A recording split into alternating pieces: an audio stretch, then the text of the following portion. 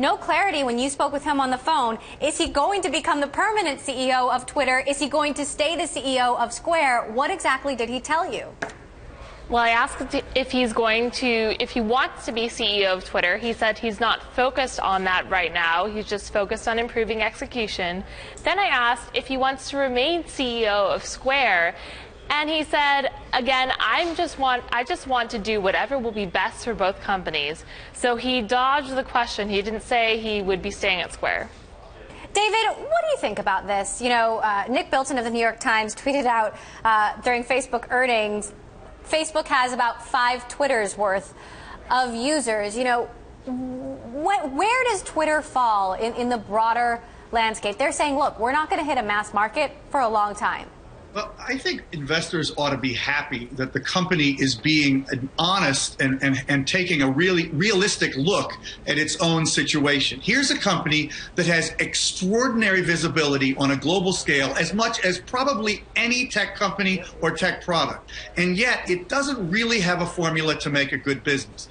I think Jack is absolutely right, especially about simplifying the product and communicating the benefits more, but they can't really communicate the benefits until they simplify the product. But they have an extraordinary opportunity that remains big. But to be honest, the valuation has been out of sync with reality ever since the IPO, in my opinion. So to see the stock go down in preparation for some long-term growth after they repair the company makes sense to me. Simon, how sobering is this news for your clients, the companies that are building brands on Twitter, that are spending ad dollars on Twitter?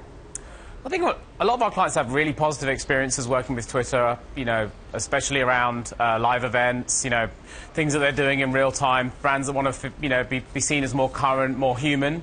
So I think, you know, the fact that they've been honest and clear about what they need to do to fix some of the problems on the user growth side and grow that user base further and give our advertisers more opportunity to engage with that larger user base across obviously Twitter, Periscope, which they demonstrated during the call, and also Vine. I think, you know, the advertisers will be really excited about that. A lot of our clients want to spend more on the platform.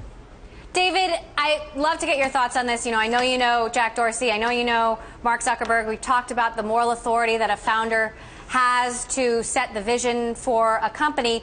Do you think Jack Dorsey should be the permanent CEO of Twitter, given all of these complications, or do you think it should be someone like Adam Bain, who's running revenue there?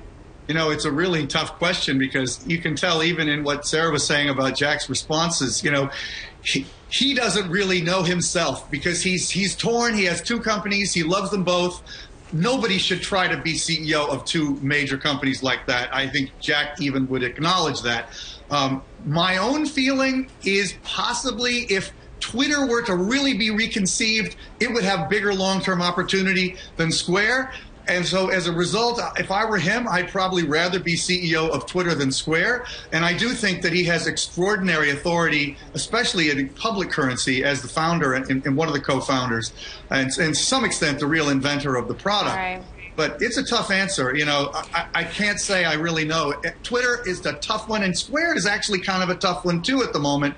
You know, I think it has great opportunity, but it's not a clear pathway there either.